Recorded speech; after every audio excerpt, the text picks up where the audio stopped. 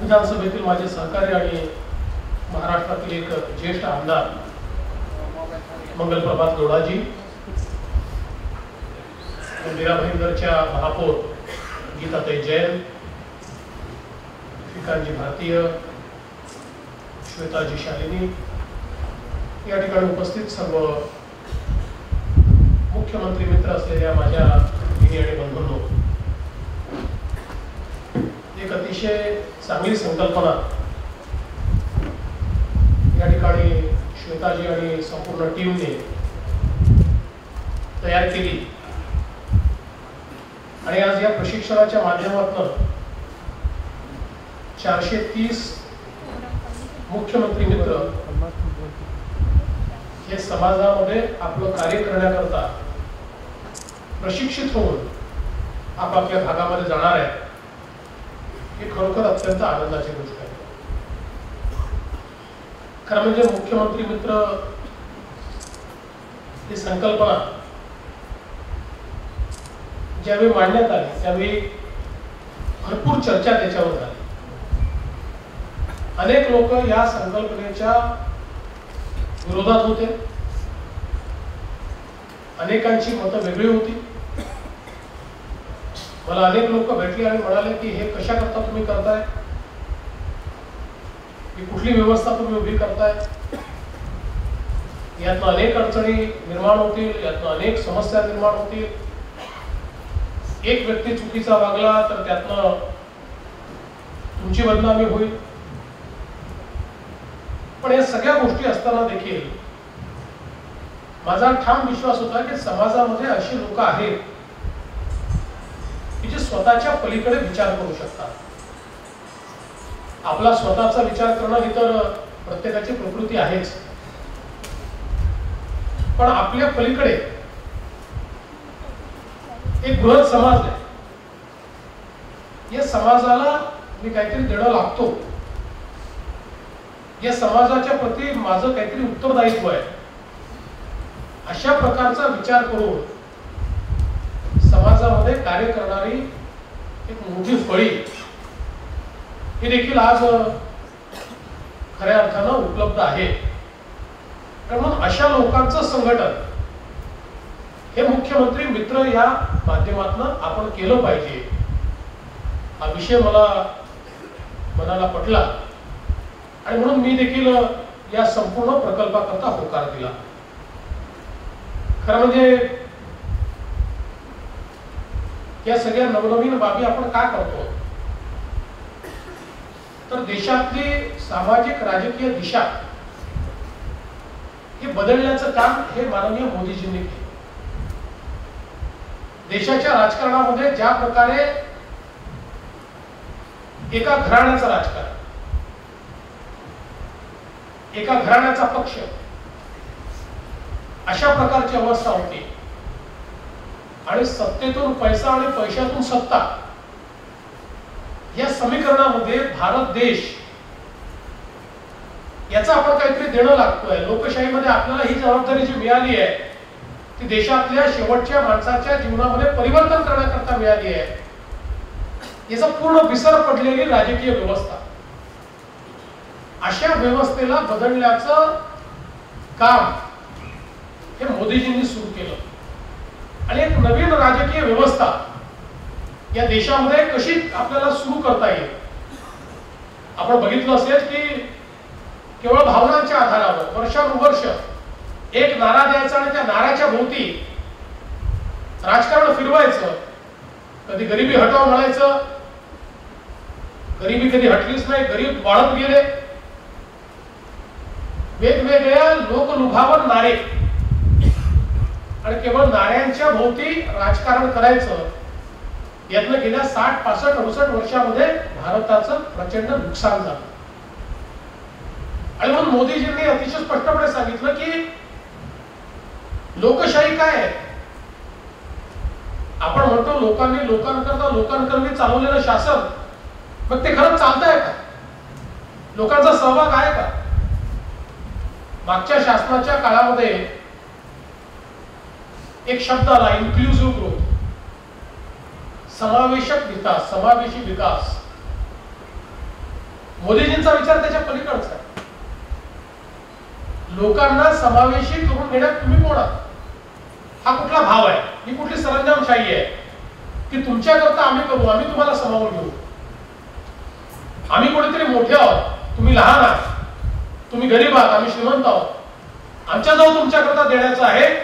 भिकाऱ्यासारखा कटोरा घेऊन तुम्ही या आणि त्या कटोऱ्यामध्ये आम्ही काहीतरी टाकतो आणि त्याला आम्ही तुम्हाला विकासाच्या प्रक्रियेमध्ये समावून घेतलं. अशा प्रकारचा मोठेपणा आम्ही मिळवतो. ही जी एक इन्क्लुझिव्ह ग्रोथ अशा प्रकारची संकल्पना त्या ठिकाणी आली होती. मोदीजींनी सांगितलं की इन्क्लुझिव्ह ग्रोथ नाही, इन्क्लुजन हे तर आहेच महत्वाचं, पण पार्टिसिपेटरी ग्रोथ. केवळ इन्क्लुजन नाही, समावेश नाही, सहभाग. विकासाच्या प्रक्रियेमध्ये सामान्य माणसाचा सहभाग हा महत्वाचा आहे. जोपर्यंत आपण सहभागी करून घेणार नाही, मी तुझ्याकरता करतो नाही, आपण मिळून करू, मी तुझा त्राता नाही, आपण सगळ्यांना मिळून व्यवस्था चालवायची आणि व्यवस्था चालवण्याची आपली जबाबदारी आहे. तू पण या व्यवस्था संचालनामध्ये सहभागी हो, आपण मिळून योजना चालू. अशा प्रकारच्या एका वेगळ्या राजकारणाची सुरुवात मोदीजींनी केली की ज्याच्यामध्ये गरीब कल्याणाचा अजेंडा म्हणजे काय, तर केवळ मोफत गरिबांना जेवण द्यायचं किंवा अन्नधान्य कमी किमतीवर द्यायचं, 1 रुपयावर द्यायचं, 2 रुपयावर द्यायचं, एवढ्या पुरतं जर आमच्या योजना सीमित राहिल्या तर त्यातनं देशाचं कल्याण होऊ शकत नाही. आम्ही कधीतरी हा विचार करणार आहोत की नाही की देशातल्या 30, 40, 50% लोकांवर ही वेळ काय येते की 5 रुपये किलो अन्न देखील ते विकत घेऊ शकत नाही, 10 रुपये किलो अन्न देखील ते विकत घेऊ शकत नाही. आणि हा कोणचा भाव आहे की तुम्ही गरीबच राहा आणि तुम्ही गरीब राहिलं पाहिजे म्हणून सगळं आम्ही तुम्हाला देऊ, ते तुम्ही आमच्याकडनं घ्या, आमचे गुणगान गा, आम्हाला मतदान करा आणि जन्मभर गरीब राहा. मोदीजींनी सांगितलं चालणार नाही. सहभागी विकास झाला पाहिजे, विकासामध्ये सगळे सहभागी झाले पाहिजे आणि समाज सक्षम झाला पाहिजे. समाज अवलंबून नको, तो सक्षम झाला पाहिजे. समाजामध्ये ही व्यवस्था उभी करण्याची आवश्यकता आहे की ज्या व्यवस्थेमध्ये व्यक्ती अवलंबून नाहीये, तो समाजाने तयार केलेल्या व्यवस्थेचा उपभोग घेऊन स्वतःला इतका सक्षम करतोय की त्याला रुपये किलो तांदूळाची गरज नाहीये, तो ते विकत घेऊ शकतोय. या ताकदीने ज्यावेळेस आपण व्यक्तीचा विकास करू त्यावेळी त्याचा जो आत्मविश्वास असेल त्यावेळी या लोकशाहीमध्ये मी सहभागी आहे, या लोकशाहीचा मी एक भाग आहे, मी अवलंबून नाही आहे, कोणाच्या भरोशावर नाही आहे, तर I am a stakeholder. या लोकशाहीचा एक अंश मी आहे, या लोकशाही मधला एक महत्वाचा घटक मी आहे. ही भावना ज्यावेळेस लोकांमध्ये येते त्यावेळेस खऱ्या अर्थानं लोकशाही समृद्ध होऊ शकते. आणि म्हणून पैशाचं राजकारण मोठ्या प्रमाणात राजकीय क्षेत्रामध्ये आपण बघितलं की एक असं क्षेत्र की ज्या क्षेत्रात इझी मनी आहे, सोपा पैसा आहे आणि त्या पैशाच्या भरोशावर राजकारण करायचं एक संस्कृती या देशामध्ये जी तयार झाली. छोटी छोटी राजकीय पदं मिळाली की त्या पदांचा दुरुपयोग करायचा, त्या दुरुपयोग करून त्यातनं पैसा उभा करायचा आणि परत त्या पैशाच्या भरोशावर राजकारण करायचं. हे राजकारण जोपर्यंत चालेल तोपर्यंत समाजाचा विकास कधीच होऊ शकत नाही. 1985 साली राजीव गांधी एकदा असं म्हणाले होते की मी 1 रुपया दिल्लीहून पाठवतो तर शेवटच्या माणसाला 15 पैसे मिळतात, 85 पैसे व्यवस्था खाऊन जातात. आजही भारताची आर्थिक पाहणीचा अहवाल जर बघितला तर वेगवेगळ्या प्रकारचे जे लिकेजेस आहेत त्याची किंमत 64,000 कोटी रुपये, म्हणजे 64,000 कोटी रुपये जे शेवटच्या माणसापर्यंत पोहोचायला पाहिजे व्यवस्था खाते. या देशाला कोणी अडवू शकत नाही. या देशाची ताकद इतकी आहे, शक्ती इतकी आहे, क्षमता इतकी आहे, या देशातली ऊर्जा इतकी आहे की आम्हाला अविकसित राहण्याचा अधिकारच नाहीये. पण ज्या व्यवस्थेवर आम्ही हा देश चालवतोय त्या व्यवस्थेमध्ये इतका सडकेपणा, कुजलेपणा आलेला आहे की ती व्यवस्था आम्हाला पुढे जाऊ देत नाही. काल अरुण जेटलींशी मी चर्चा करत होतो त्यावेळेस अरुण जेटली असं म्हणाले की आम्ही जीएसटी आणला. आता खूप मोठ्या प्रमाणात केंद्र सरकारने काळ्या पैशाच्या विरुद्ध प्रचंड मोठी मोहीम उघडली आहे. लोकांना दहशत आहे. लोक मला भेटतात ते म्हणतात अहो काय होणार याच्यात, पण हे करण्याची आवश्यकता काय. अरुणजी मला म्हणाले की मला टॅक्सेसच्या माध्यमातून 16 लाख कोटी रुपये येतात, माझा खर्च 20 लाख कोटी रुपये आहे आणि खरं मला टॅक्सेस मधनं यायला पाहिजे 30 लाख कोटी. म्हणजे टॅक्सेस मधनं जर योग्य प्रकारचे सगळे टॅक्सेस मी वसूल करू शकलो तर महाराष्ट्राच्या, देशाच्या, भारताच्या ग्रामीण भागामध्ये व्यवस्था उभा करण्याकरता मला 10 लाख कोटी रुपये टॅक्सेस मधनं मिळाले पाहिजे. त्याच्या ऐवजी 4 लाख कोटी रुपये मी रिझर्व्ह बँकेकडनं लोन घेऊन पगार वाटतो किंवा माझे जे रेग्युलर काम आहेत ते काम मी चालवतो. अशा प्रकारची या देशातली माझी स्थिती आहे.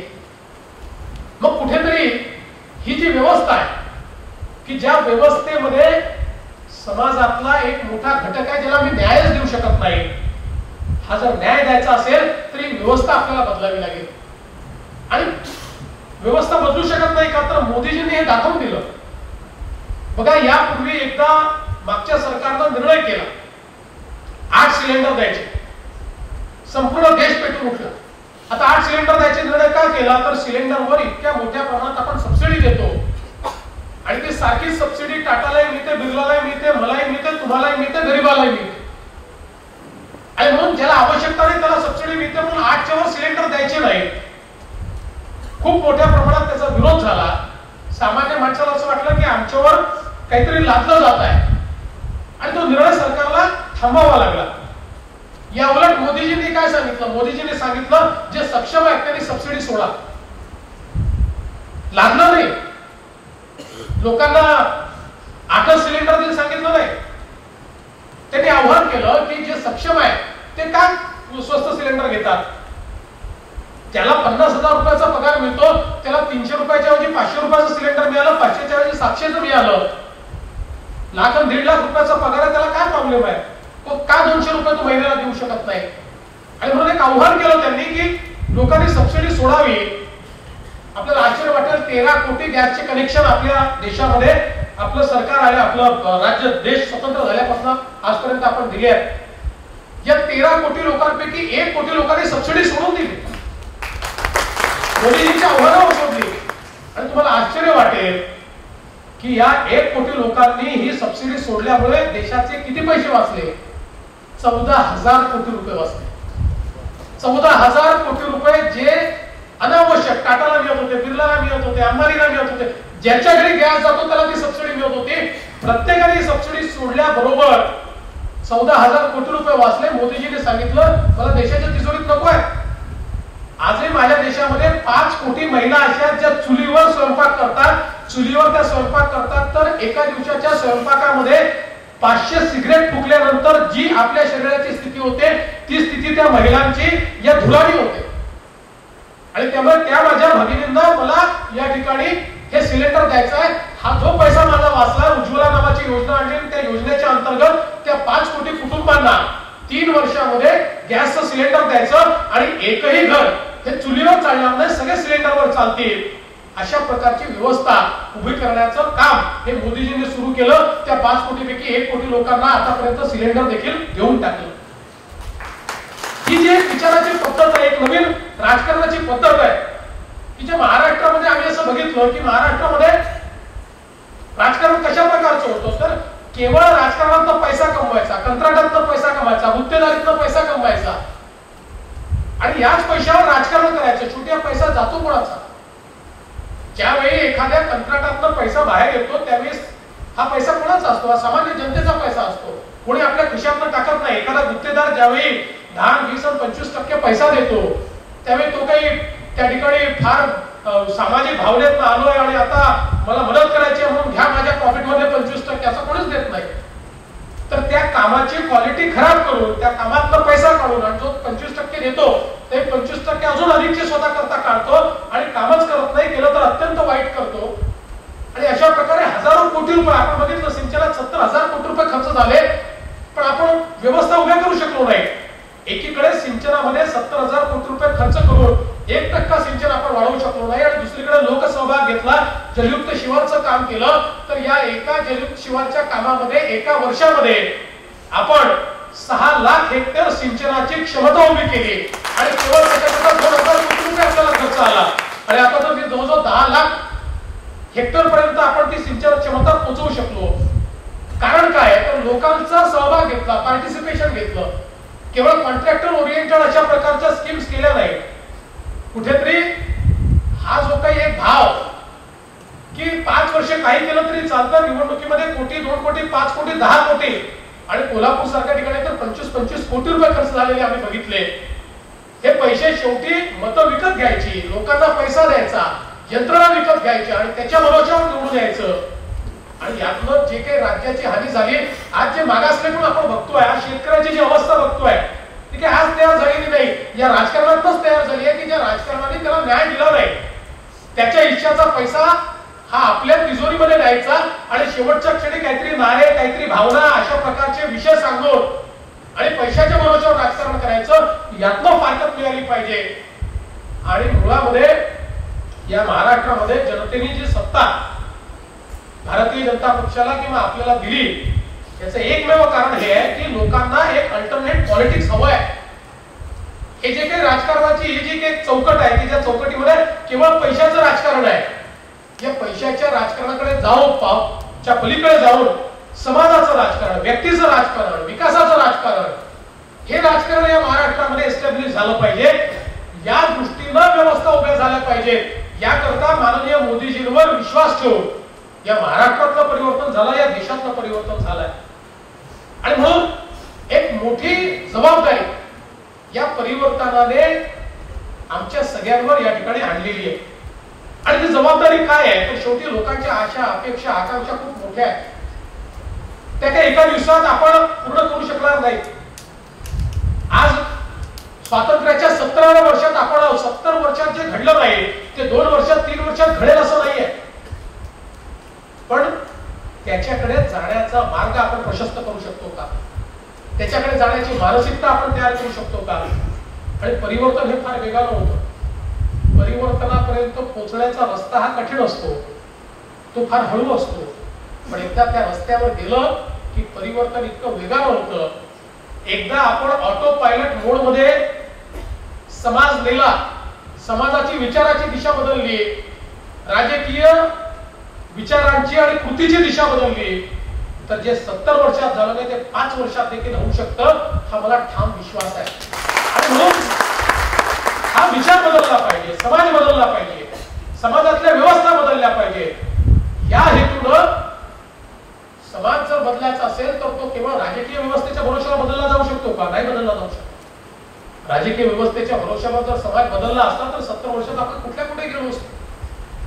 राजकीय व्यवस्थेच्या ज्या काही मर्यादा आहेत त्या स्पष्ट झालेल्या आहेत आणि म्हणून त्याच्या पलीकडे जाऊन व्यवस्था उभ्या राहिल्या पाहिजे, समाजातलं नेतृत्व उभं राहिलं पाहिजे. आज सगळ्यात कमतरता जर समाजामध्ये, देशामध्ये कशाची असेल तर ती नेतृत्वाची कमतरता. आपल्याला अनेक वेळा वाटतं की राजकीय क्षेत्रात काम करतो तो नेता नाहीये. राजकीय क्षेत्रात काम करतो तो पुढारी आहे, तो नेता नाहीये, नेतृत्व नाहीये. नेतृत्व कशात असतं? नेतृत्व म्हणजे जो व्यक्ती समाजाला इन्स्पायर करू शकतो, प्रेरणा देऊ शकतो, समाजात परिवर्तन घडवू शकतो. प्रेरणा देऊन पॉझिटिव्ह परिवर्तन घडवणारा व्यक्तीच नेता असतो. आणि त्याला राजकीय क्षेत्राची आवश्यकता नसते. आपापल्या क्षेत्रामध्ये जो लोकांना प्रेरणा देऊन परिवर्तन करतो, आपापल्या क्षेत्रामध्ये एक माझं छोटं इंटरव्हेन्शन का होईना पण ते इंटरव्हेन्शन मी करून दाखवलं तर मी नेता होतो. अशा प्रकारच्या नेतृत्वाची समाजाच्या सगळ्या अंगांमध्ये कमतरता आहे. कारण काय तर समाजामध्ये अनेक वर्षामध्ये आमचा भाव काय, चालता है असा भाव आहे, चालू द्या, चालतच आहे, या सगळ्या गोष्टी चालतातच अशा प्रकारचा आमचा भाव आहे. म्हणजे लोक प्रामाणिकपणाला म्हणतात. मी अनेक वेळा मला आश्चर्य वाटतं की हो त्यांनी पैसे घेतले होते आमच्याकडनं काम झालं नाही तर पैसे परत केले, फार प्रामाणिक आहे. अशा प्रकारची प्रामाणिकतेची डेफिनेशन झालेली आहे. मला असं वाटतं की हे बदलणार आहोत की नाही आम्ही समाजामध्ये, हे बदलण्याची आवश्यकता एका दिवसात बदलला जाणार नाही. व्यवस्था परिवर्तनामध्ये आम्ही व्यवस्था समजून व्यवस्थेत शिरून जर व्यवस्था बदलली नाही तर व्यवस्था बदलली जाऊ शकत नाही. व्यवस्थेपेक्षा वेगळं राहून आम्ही व्यवस्था बदलू कधीच शक्य होत नाही. अशी मंडळी केवळ व्यवस्थेवर खोटं दाखवतात, व्यवस्थेवर टीका करतात पण व्यवस्था ते कधीच बदलू शकत नाही. व्यवस्था बदलायची असेल तर व्यवस्थेचा भाग व्हावा लागतं आणि भाग होऊन ते बदलावं लागतं. आणि म्हणून अनेक वेळा लोक विचारतात की अहो एवढी सगळी ही व्यवस्था, अशा प्रकारची करप्ट व्यवस्था आहे, ती कशी तुम्ही बदलणार आहे? मला विश्वास आहे की प्रत्येकाने जर आपापल्या परीनं प्रयत्न केला, आणि मी असं म्हणत नाही की एका दिवसात सगळं तुम्ही बिलकुल बदलून टाका, पण शेवटी आपली जी तत्व आहेत ती मजबूत असली पाहिजे, आपली बैठक मजबूत असली पाहिजे, आपला मार्ग ठरलेला असला पाहिजे.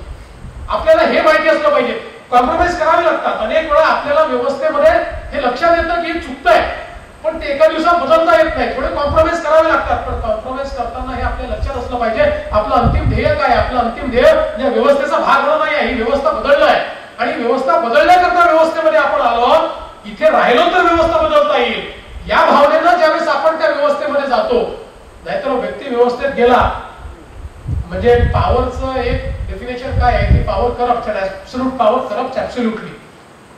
हा एक सत्तेचा गुण आहे, दुर्गुण आहे की सत्तेमध्ये गेल्यानंतर व्यक्ती सुखासीन होतो आणि तो सुखासीन झाल्यानंतर ती सुख ही कशी मला कायम मिळतील याकरता त्याच्या व्यवस्थेमध्ये लागतो. एकदा सुखाच्या व्यवस्थेमध्ये तो लागला की समाजाच्या व्यवस्थेचा विचार तो करूच शकत नाही.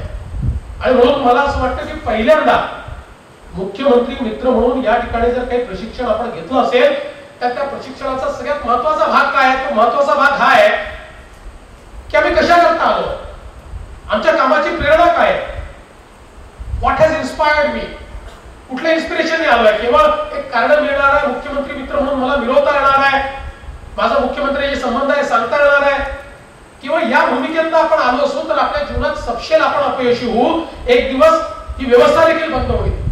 मुख्यमंत्री मित्र हा व्यक्ती नाही, ही व्यवस्था आहे, ही संस्था आहे, इन्स्टिट्यूशन आहे. ज्या इन्स्टिट्यूशनचा आपण भाग आहोत.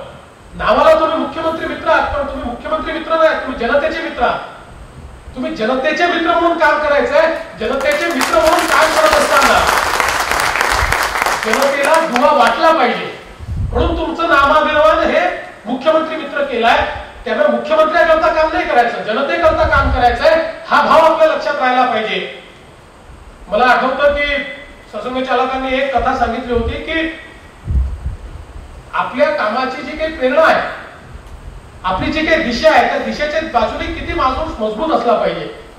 तर एक साधू हा एकदा जंगलामध्ये गेला आणि जंगलात गेल्यानंतर त्या ठिकाणी तो दिशा हरवला.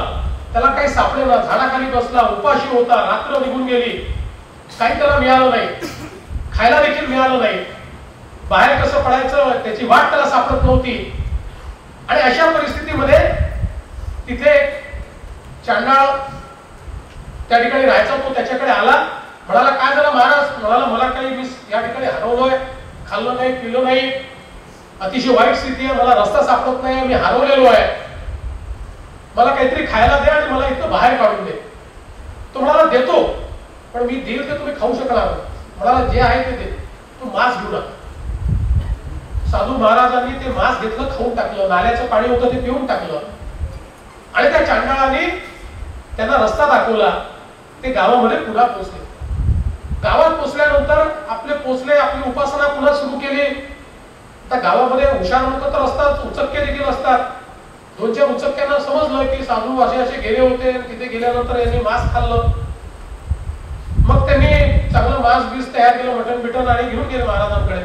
म्हणजे महाराज तुमच्याकडे मटण आणलं आहे. म्हणाले माहित नाही, मी योगी आहे, तपस्वी आहे, मी शाकाहारी आहे, मी मांस कधी खात नाही. म्हणाले काय थापा मारता महाराज, आम्हाला कळलं तुम्ही आता परवा जंगलामध्ये होते, चांडाळीने दिलं, चांगलं तुम्ही छान मांस खाल्लं तिथे, पण आता आम्हाला या ठिकाणी गोष्टी सांगता. ते असं म्हणाले की तो माझा आपत धर्म होता. त्यावेळी जर ते मांस खाल्लं नसतं तर मी जिवंत राहिलो नसतो. आणि माझा शाश्वत धर्म काय आहे? माझा शाश्वत धर्म हा शाकाहार आहे. माझा शाश्वत धर्म हा लोकांना चांगल्या गोष्टी सांगणं आहे. माझा शाश्वत धर्म हा अहिंसा शिकवणं आहे. माझा शाश्वत धर्म हा ईश्वराशी लोकांचा संपर्क झाला पाहिजे, हा आहे. लोकांमध्ये चांगल्या गोष्टी रुजल्या पाहिजेत, तत्व रुजली पाहिजेत, हा माझा शाश्वत धर्म आहे. आणि मी जर हा शाश्वत धर्म निभवण्याकरता जिवंतच राहिलो नाही तर माझ्या शाश्वत धर्माचा काय फायदा आहे? आणि म्हणून आपत धर्म म्हणून, त्यावेळेचा धर्म म्हणून, तात्कालीन धर्म म्हणून मला माहिती होतं की जिवंत राहिलो तर लोकांना शाकाहार सांगेन, जिवंत राहिलो तर तत्व सांगेन, जिवंत राहिलो तर परमेश्वर सांगेन. आणि म्हणून आपद्धर्म म्हणून मी त्या ठिकाणी हा मांसाहार स्वीकारला, जिवंत राहिलो. आता ज्यावेळी तो स्वीकारण्याची आवश्यकता नाही, जगण्याचा मला पूर्णपणे आता या ठिकाणी मोकळीक आहे आणि या ठिकाणी माझ्या जीवन मरणाचा कुठेही प्रश्न नाही, त्यावेळी मी माझा शाश्वत धर्म सोडणार नाही. माझा शाश्वत धर्म मला सांगतो की मी शाकाहारी आहे, मी अहिंसक आहे, मी समाजाला ईश्वराशी जोडण्याचं काम करतो, अध्यात्म हे माझं कार्य आहे आणि म्हणून माझा शाश्वत धर्मच मी निभवणार आहे. मला असं वाटतं की आपल्या कामाच्या वेळी देखील अनेक वेळा अशा व्यवस्थांमध्ये अशी परिस्थिती येते की ज्यावेळी छोटी कॉम्प्रोमाइजेस आपल्याला करावी लागतात, पण ती करत असताना देखील आपल्याला माहिती पाहिजे की आपला हा शाश्वत धर्म नाही आहे, आपला आपद्धर्म आहे. व्यवस्थेमध्ये एंटर केल्यानंतर ती व्यवस्था बदलण्याकरता आलोय, ती बदलत असताना त्या व्यवस्थेचा भाग बनण्याकरता एखादी गोष्ट आपण केली, ती जर आपण शाश्वत मांडली आणि त्याच प्रकारे आपण चालत राहिलो तर मग इतर काम करणाऱ्यांमध्ये आपल्यामध्ये काहीच फरक उरणार नाही आणि मग बदललेल्या सत्तेचाही उपयोग नाही, त्या सत्ता चालवणाऱ्या मुख्यमंत्र्याचाही उपयोग नाही आणि त्या मुख्यमंत्र्याचे मित्र म्हणून घेणाऱ्यांचाही उपयोग नाही. आणि म्हणून हे अत्यंत लक्षात ठेवलं पाहिजे की जी दिशा आपण घेतलेली आहे आणि ही दिशा घेण्याकरता कोणीही आपल्यावर बळजबरी केलेली नाही, कंपल्शन नाही. आपण आपल्या विचारातनं आलोय, आपण आपल्या प्रेरणेतनं आलोय, स्वयंप्रेरणेतनं आलेली ही सगळी मंडळी आहे. आणि मला असं वाटतं की जे स्वयंप्रेरणेतनं येतात तेच परिवर्तन करू शकतात. स्वयंप्रेरणेतनं आलेल्या लोकांमध्येच परिवर्तनाची सगळ्यात मोठी शक्ती असते. त्यामुळे तुम्हाला कुठलंही पगार नाही, भत्ता नाही, त्या ठिकाणी कुठलं रिकॉग्निशन नाही आणि तरी देखील तुम्ही स्वयंप्रेरणेनं या ठिकाणी आलात. आणि म्हणून मला या ठिकाणी आपल्याला एवढंच सांगायचं आहे की आपल्या विचारांची दिशा ही एकदा स्पष्ट झाली पाहिजे.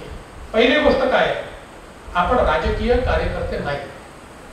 जर राजकीय कार्यकर्ते असतो तर मुख्यमंत्री मित्रांची आवश्यकता काय होती? भारतीय जनता पक्षासारखा एवढा भक्कम पक्ष, त्याचं एवढं मोठं केडर, एकट्या महाराष्ट्रामध्ये 1 कोटी सदस्य असलेला भारतीय जनता पक्ष या ठिकाणी आहे.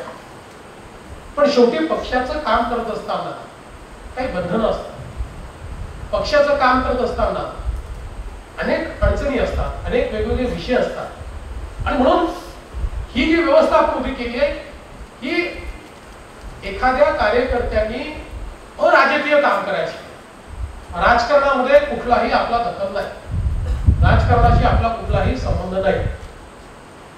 म्हणजे पक्षाशी संबंध ठेवू नका असं माझं बिलकुल म्हणणं नाही, जरूर ठेवा, पण आपल्या कामामध्ये राजकारण नको.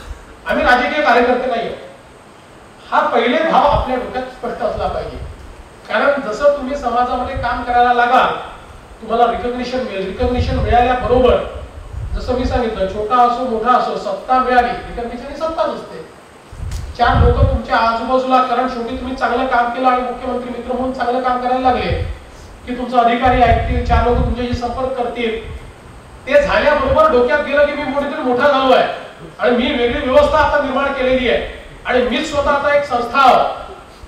अशा प्रकारच्या मानसिकतेत तुम्ही गेला, ज्या दिवशी या मानसिकतेमध्ये माणूस जातो त्या दिवशी माणसाचा ऱ्हास होतो, त्या दिवशी माणूस संपतो, त्या दिवशी संस्था संपते. आणि म्हणून मी ज्या भावनेनं हे काम हातामध्ये घेतलंय शेवटपर्यंत ती भावना माझी कायम राहील. लोकांनी रिकॉग्निशन दिलं तरी नाही दिलं तरी तुम्ही एक प्रकारे व्यवस्थेचा एक्सटेंडेड आर्म आहात. व्यवस्थेवर तुम्ही तिसरा डोळा आहात. व्यवस्थेला मदत करण्याकरता एक तुम्ही बाहेरचं इंटरव्हेन्शन आहात आणि व्यवस्था आणि व्यक्ती यांच्यामध्ये संपर्क ठेवणारा दुवा तुम्ही आहात. हा भाव आपला पूर्णपणे कायम असला पाहिजे. सरकारच्या योजना असतील त्या पोचतायत की नाही, पोचत नसतील तर त्या कशा पोचल्या पाहिजे. मग कशा पोचल्या पाहिजे म्हणजे आता मी जाऊन तिथे दादागिरीच करेन आणि जाऊन एखाद्या एक्झिक्युटिव्ह इंजिनियरला सांगेन, त्याची कॉलरच धरेन, मी मुख्यमंत्री मित्रा बेटा जर माझ्याशी गेलो तर जो तुम्ही सांगतो जातो मुख्यमंत्र्याला आणि तुम्ही करतोच बदली, हे बिलकुल करू नका. हे करण्याकरता आपण नाही आहोत. हे प्रशिक्षण का घेतलं, हे प्रशिक्षण घेण्याच्या पाठीमागचा भावनाच एवढी होती. नाहीतर तुम्ही चांगले मंडळी आहात, सगळे सामाजिक क्षेत्रात वेगवेगळ्या क्षेत्रात काम केलेले आहेत, 120 डॉक्टर आहेत, तुम्हाला काय फार प्रशिक्षण देण्याची आवश्यकता आहे, तुम्ही करू शकता काम. पण नाही, आपण कशा करता काम करतोय हे जोपर्यंत आपल्याला माहिती होत नाही. बघा, छत्रपती शिवाजी महाराजांच्या बावळ्यांना एक गोष्ट नेहमीच पक्की माहिती होती, का बरं 500-1000 मावळे हे 50-50 हजाराच्या मुघलांच्या फौजांवर भारी पडायचे? याचं कारण जी मुघलांची फौज होती त्या फौजेमध्ये 10 देशांचे वेगवेगळ्या सेनापती आणि सैनिक असायचे, पण ते सगळे पगारावर असायचे, पगारावर काम करणारे सैनिक असायचे. आणि छत्रपती शिवाजी महाराजांच्या मावळ्यांना माहिती होतं की आम्हाला पैशाकरता लढायचं नाहीये, आमची लढाई ही आमच्या राजांनी देव देश आणि धर्माकरता केलेली लढाई आहे. देव देश आणि धर्माकरता आम्ही लढतोय हे मनात आलं. एकदा प्रेरणा ठरली, एकदा भाव ठरला, कार्य कशा करता एकदा ठरलं की त्याच्यानंतर तो मावळा ज्या प्रकारे सुसाट त्या ठिकाणी तुटून पडायचा, 1000-5000ची फौज 50,000ला भारी पडायची.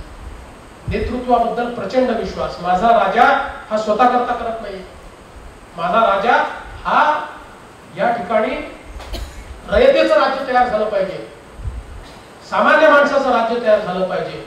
स्वराज्याच्या निर्मिती करता ज्या स्वराज्यामध्ये देव देश आणि धर्माचा विचार आहे, ज्याच्यामध्ये व्यक्तीचा जातीचा पंथाचा विचार नाही आहे, तर प्रत्येक व्यक्तीला ज्या स्वराज्यात जागा आहे अशा स्वराज्याची निर्मिती करायचा प्रयत्न माझा राजा करतोय आणि त्या उदात्त विचाराकरता मी लढतोय. हे एकदा मनामध्ये पक्क झालं की त्याच्यानंतर संकट किती आली तरी त्या संकटांवर आपल्याला मात देता येते आणि ती लढाई जिंकता येते.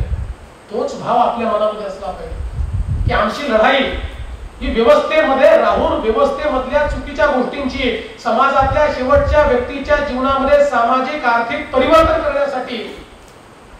पंडित दीनदयाळजींची जयंती आपण यावर्षी साजरी करतो आणि पंडित दीनदयाळजींनी हेच सांगितलं की देव कुठे आहे.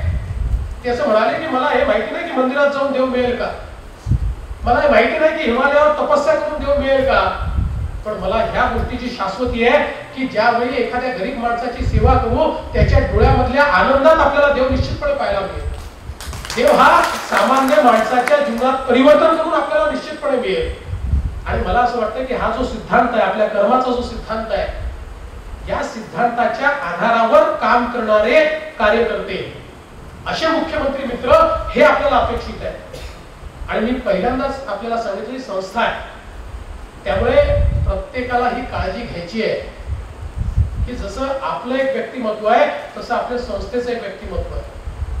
एक व्यक्ती चुकला तर संस्था बदनाम होते, एक व्यक्ती चुकीचा वागला तर संपूर्ण संस्था चुकीची आहे असं प्रश्नचिन्ह संस्थेसमोर निर्माण होतं. आणि म्हणून मला आपल्या सर्वांना ही विनंती करायची, मला विश्वास आहे की आपण सर्व मंडळी येत्या काळामध्ये मुख्यमंत्री मित्र म्हणून समाजापर्यंत, समाजातल्या शेवटच्या व्यक्तीपर्यंत पोहोचून शासन आणि समाज याच्यातला दुवा बना आणि एक अशी व्यवस्था उभी करा की ज्या व्यवस्थेवर समाजाचा विश्वास आहे, ज्या व्यवस्थेला ठीक आहे आपण सगळे लोक आज मुख्यमंत्र्यांसोबत जुडलेले आहे, मी भारतीय जनता पक्षाचा आहे, त्यामुळे साहजिक आपल्यापैकी अनेक लोक कधी ना कधी पक्षाच्या संपर्कात आलेले आहेत.